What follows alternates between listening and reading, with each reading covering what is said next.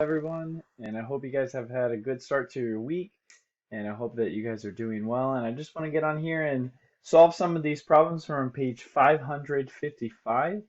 So if you'd like to open your books and work this with me, I know you guys had many of these for homework, so I want to show our work to make sure you guys are on the track. And please feel free to contact me, whether or not it's email or through Edmodo or calling, whichever is works best for you.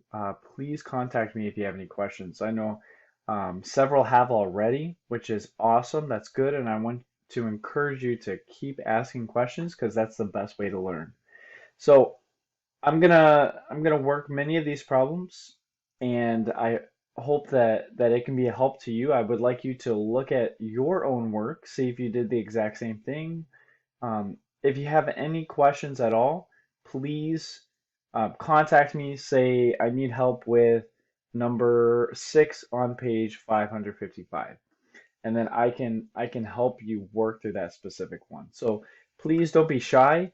That's what I'm here for. I'm here to help, and I'll make videos if those help the best. I'll answer any questions through Edmodo, phone calls, whichever is easiest. I want to help you guys as much as possible, and I hope that you guys will ask any questions that you have.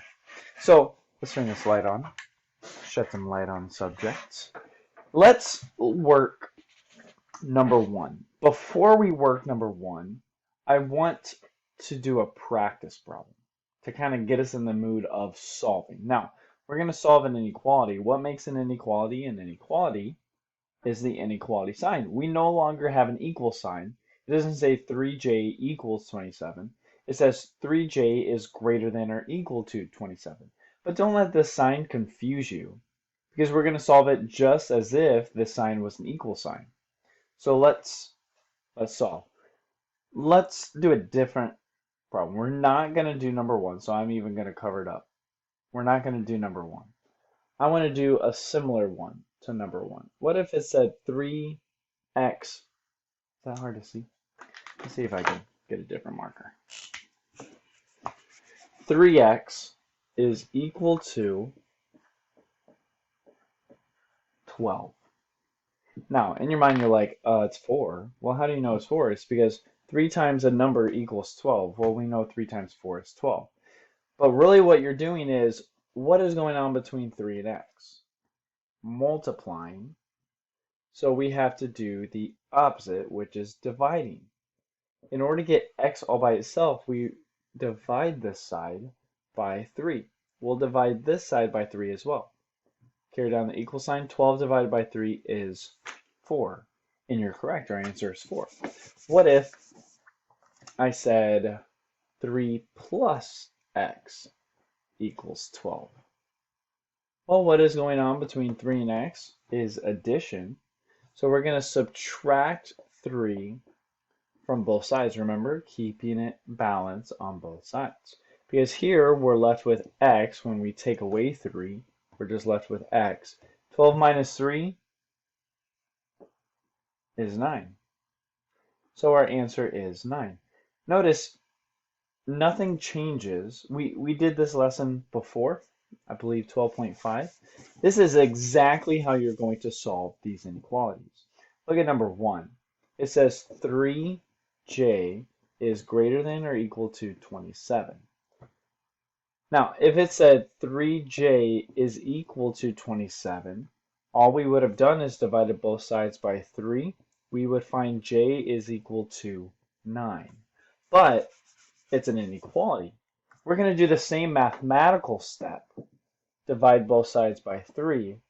So we get j. I'm not going to put equals because it's a inequality. But here on this side we get 9. So what do we put here? Do we keep it the same or do we switch it around? How do we know? Let's turn back to 554. At the bottom it tells us if we multiply or divide both sides of an equality by a negative, we have to change. For example, if we had a less than sign, it would become a greater than sign. So did we multiply or divide both sides by a negative number? No. So that means our sign is going to stay the same. So our answer is j is greater than or equal to 9. Let's go back to page 55.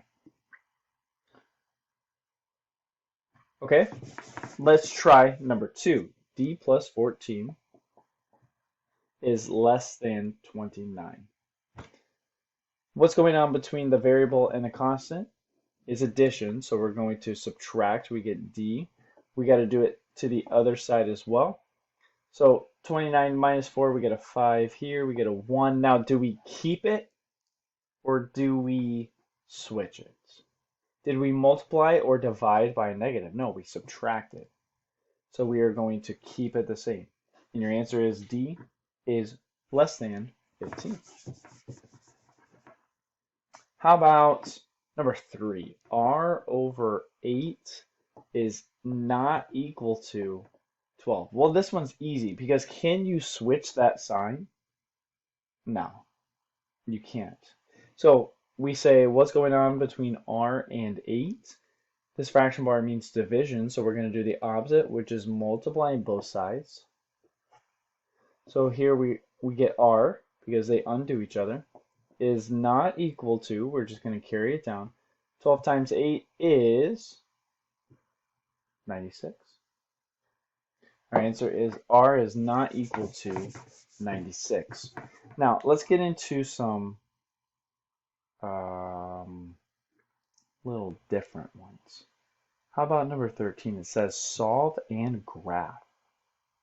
Solve and graph. So P plus 7 is less than 5. How do we solve for P? Well, we have to subtract both sides by 7. So here we get negative 2.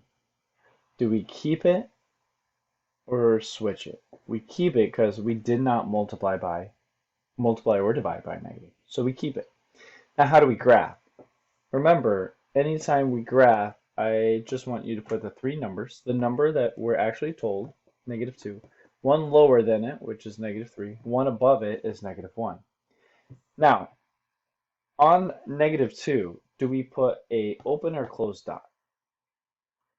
We have to put an open because if there's a line underneath, then that's a close because it's included, it's equal to. But since there's no line, there's no equal to, so it's going to be a open dot. Now, which way does the arrow go? You can draw kind of a made-up arrow, so the arrow goes to the left. That P is less than negative 2. All the values that are less than negative 2. That's how you graph it.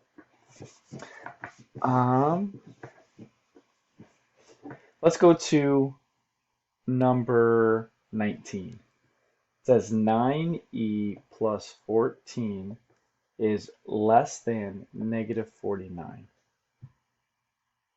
What's our first step? We have to get the variable all by itself. So what we have to do is, our book has said we do the opposite or the backwards PEMDAS. So normally addition would be very last. Multiplication would become before addition. But whenever we're trying to undo it, we actually work backwards. So we're going to do the addition first, or the opposite of it, subtraction. Because we eventually want to get the E all by itself, which means we have to get 9 to go away and 14 to go away. But we have to get the 14 to go away before we can even deal with the 9 and E. So let's take the 14 away. We got to do the opposite, which is subtracting. So we get 9e, where we did not multiply or divide by negative, so we keep the sign the same. Negative 49 minus 14. Well, subtraction is the same thing as adding the opposite. So negative 49 plus a negative 14, those are the same sign, so we're going to add the numbers. Here we get 13, 5, 6.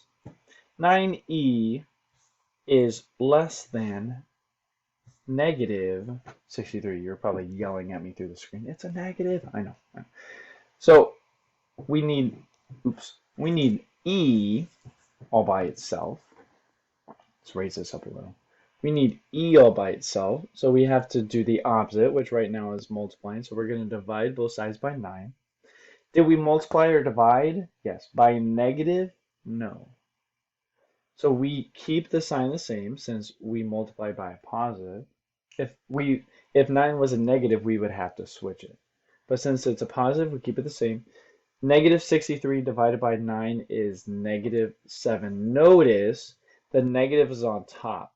Why did we not switch? Because the 9 was not negative. If the 9 was negative, then we would have to switch it. It doesn't matter what we're multiplying, the number we divide into, it depends on the number that we use. So since 9 is positive, we keep it the same. Okay? Let's look at number 20. That's going to be the exact same issue. We have a over 3 is less than negative 3.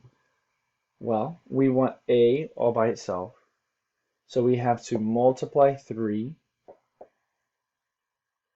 to both sides. Negative 3 times 3 is a negative 9, but did we multiply or divide by a negative? No, we multiplied by a positive 3.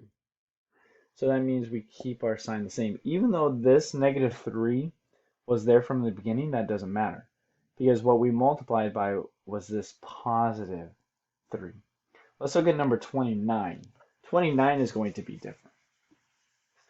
It says k over negative 12 is greater than negative 17. Now, how do we get k all by itself? We got to do the opposite. Right now, there's division, so we're going to multiply by negative 12, whatever number's down here, which means we're going to multiply by negative 12 here. Let me put a negative. So here we're left with k, but notice, did we multiply or divide by a negative? Yes. So that means this sign of greater than is actually going to switch to a less than because we multiplied by a negative.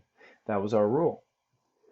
So here, 17 times 12, I'm just going to cheat and look at my notes. 17 times 12 is 204. Now, negative times a negative is a positive because there's two negatives. Very positive, it's positive? Yes. K is less than 204. Look at number 30. X over negative 3 plus 7 is less than or equal to 7. Okay? What are we going to do first? We need to get x all by itself. We need to take away 3 and 7. We're going to do the addition first, and then we're going to do the division. So we have to do the opposite, which is take away 7, subtract 7. So we're left with, that goes away, x over negative 3 is, did we multiply or divide by negative? No, we subtracted. So we're going to keep the same sign. 7 minus 7 is 0. That's interesting. So then, what do we have to do to get x all by itself? We have to multiply both sides by a negative 3. So we get x, and then did we multiply or divide by a negative? Yes, we multiplied by a negative 3. So our sign, less than or equal to, has to switch to greater than or equal to, because we multiplied by a negative. 0 times negative 3 is 0. 0 is not positive or negative, so it's just 0. So your answer is x is greater than or equal to 0. Okay? Let's look at number 31. Number 31. We're almost done. This is the last one. Z over 7 is greater than or equal to 24.